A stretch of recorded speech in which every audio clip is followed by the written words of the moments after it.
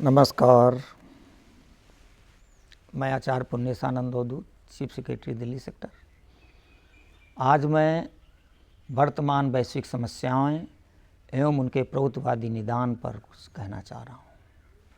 हम सभी लोग देख रहे हैं कि पूरा दुनिया जो है युद्ध तत्पर हो उठा है। पूंजीवादी व्यवस्था और अवस्था अपने चरमावस्था पर पहुंच चुकी है। दुनिया के 1% लोगों के पास दुनिया की 40% संपदा संग्रहित हो चुकी है। इसलिए पूरे दुनिया में गरीबी, बेरोजगारी, महंगाई, सामाजिक एवं आर्थिक विषमता, अपराध और आतंकवाद हावी है। बुद्धिजीवी इसके निदान पर सोच रहे हैं। आज साम्यवादी व्यवस्था किसी भी देश में लागू नहीं है, इसलिए वो पूर्णतः अप्रासंगिक है। नई व्यवस्था क्या हो सकती है, इस पर बड़ी तेजी से चिंतन मनन हो रहा है। और जो युद्ध जो है बाहर चल रहा है, आणविक संभावनाओं के साथ, आणविक युद्ध के संभावनाओं के साथ, मिसाइलों के साथ, वैसा युद्ध बुद्धिजीवियों के मन में भी चल रहा है कि इस समस्या का निदान क्या होगा। लोग सोच रहे हैं और आज बुद्धिजीवियों के मन में ये प्रश्न घर कर गया है कि इस दानवी सर्वभक्षी पूंजीवादी व्यवस्था का विकल्प क्या होगा। क्योंकि पहला विश्व युद्ध पूंजीवादी सोच के कारण हुआ, साम्यवाद की प्रासंगिकता उभर के आई। दूसरा विश्व युद्ध पूंजीवादी सोच के बाजारवाद के कारण हुआ, जिसके वजह से साम्यवाद पूरे दुनिया में मजबूत हुआ और बहुत लंबे अंतराल तक साम्यवाद और पूंजीवाद अमेरिका और रूस में शीत युद्ध चलता रहा। इस शीत युद्ध में चीन को उभरने का मौका मिला और उसने अपनी आर्थिक व्यवस्था मजबूत कर ली। आज चीन भी साम्यवादी देश नहीं है। साम्यवाद जो है पूर्णतया असफल हो गया है, अप्रासंगिक हो गया है कि दुनिया के किसी भी देश में साम्यवाद नहीं है।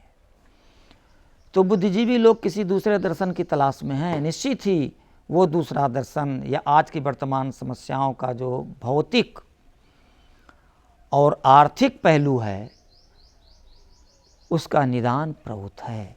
ये पहली समस्या है, गरीबी, महंगाई, आर्थिक विषमता, अपराध और आतंकवाद। ये इसका कारण है धन का बहुत बेतुके तरीके से कुछ लोगों के हाथ में इकट्ठा होना, और जो ये दानवी भूख है पैसे संग्रह की पूंजीवादी, ये इंडलेस है, अंतहीन है। इसका कोई अंत नहीं है, क्योंकि मन की भूख असीमित है।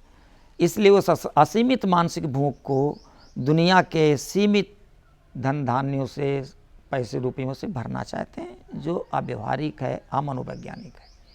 इसका सोच है पूंजीवादी अर्थव्यवस्था को हटाकर प्रभुत्ववादी अर्थव्यवस्था को लाया जाए। दुनिया में चल रही छद्म पूंजीवादी राजनीतिक लोकतंत्र की जगह में प्रभुत्ववादी आर्थिक लोकतंत्र की स्थापना की जाए।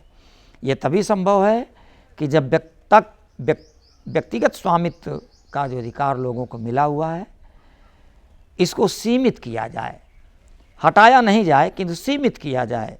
जितना प्रासंगिक हो उतना ही किया जाए। असीमित धन संग्रह की छूट क्यों किसी को दी जाएगी, इसलिए उसको सीमित कर दिया जाए।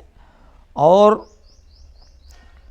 विवेकपूर्ण वितरण और अधिकतम उपयोग के प्रभुत्ववादी नज़रिए के अनुसार क्षेत्रीय संसाधनों का क्षेत्रीय स्तर पर विनिर्मित किया जाए, उपयोग किया जाए, और क्षेत्रीय बाजार में क्षेत्रीय विनिर्मित सामानों को ही जो है अलाउ किया जाए कि वो यहाँ बिकें। बाहरी जो विनिर्मित सामान है उसको अलाउ नहीं किया जाए, और क्षेत्रीय जो उत्पादन के केंद्र हैं, उद्योग हैं, उस पर क्षेत्रीय लोगों का, स्थानीय लोगों को ही रोजगार दिया जाए। केवल इतना कर देने से ही जो केंद्रित अर्थव्यवस्था दुनिया की है वो विकेंद्रित अर्थव्यवस्था में बदल जाएगी और जो रोजगार की समस्या पैदा हुई है वो दूर हो जाएगी, प्रति व्यक्ति आमदनी बढ़ जाएगी।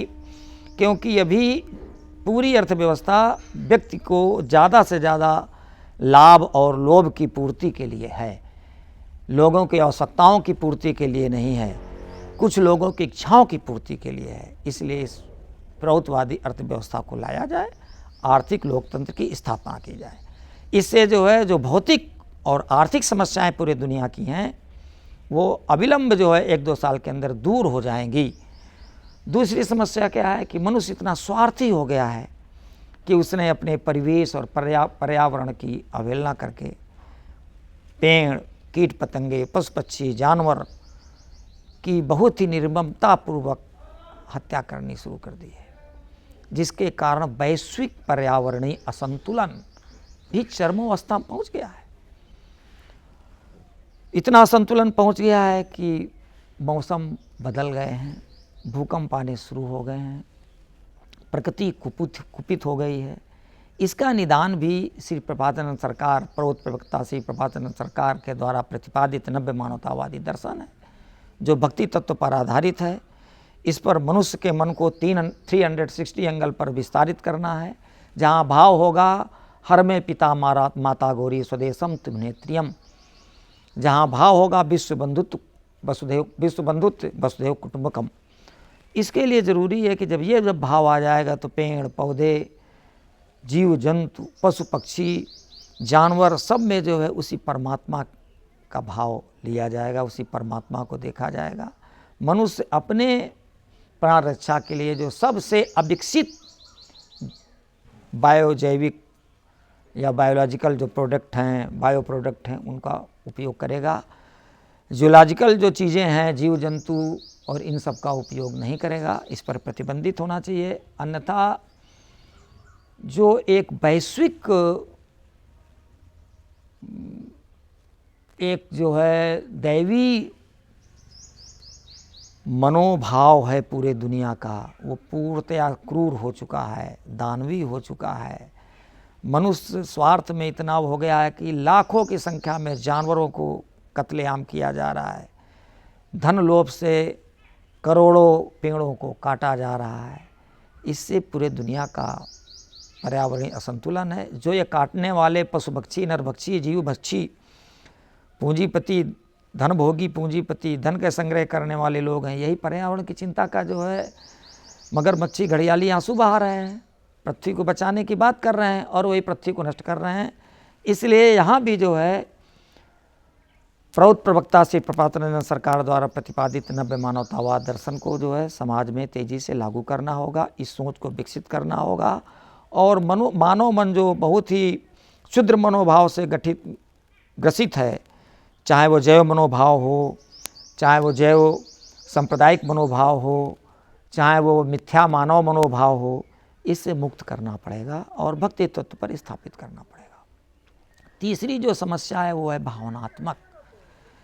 व्यक्ति अपनी जात, अपनी नस्ल, अपनी भाषा, अपनी कह सकते हैं सांप्रदायिक सोच, अपने देवता, अपने भगवान को लेकर इतना कट्टर हो चुका है कि उसके पास सार्वभौमिक सोच का ही अभाव हो गया है। एक तरफ तो कहता है कि अल्लाह ताला जो है कण-कण में है, भगवान कण-कण में है, और दूसरी तरफ कुछ लोगों के प्रति इतना द्वेषतापूर्वक व्यवहार कर रहा है कि वो अपने आप में ही जो है पाखंडी घोषित हो चुका है, पाखंडपूर्ण आचरण कर रहा है।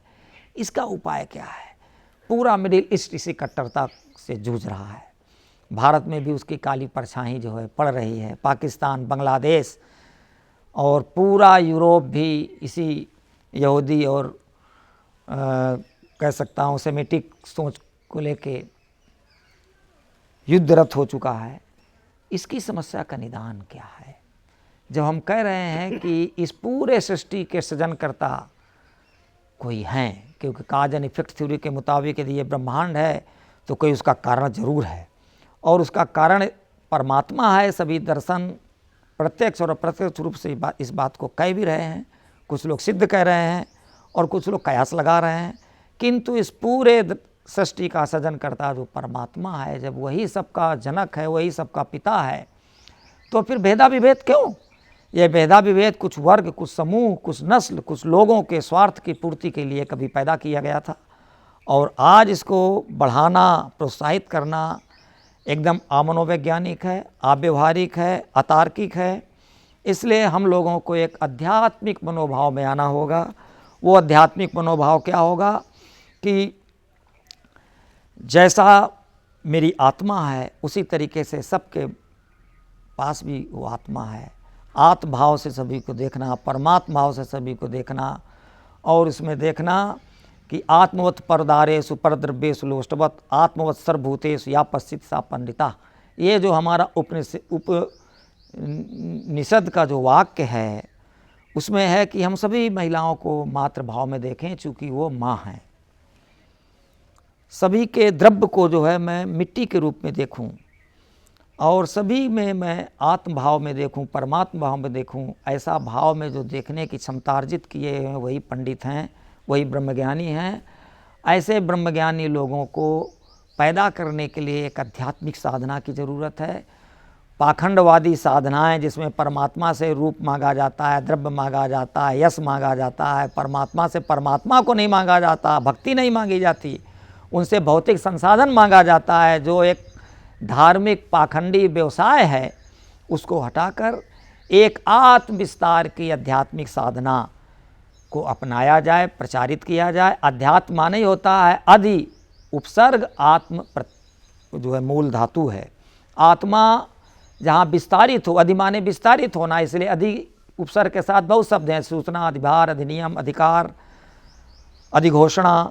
इसका मतलब है उस चीज़ का विस्तार। तो जब आत्मा का विस्तार होगा, आत्मवत सर्वभूतेषु का जब भाव जग जाएगा, तब व्यक्ति आध्यात्मिक हो जाएगा। इसके लिए उसको अपनी आत्मा को परमात्मा में मिलाने के लिए एक आध्यात्मिक साधना करनी ही होगी, और आत्मा को परमात्मा को मिलाने का नाम ही योग है।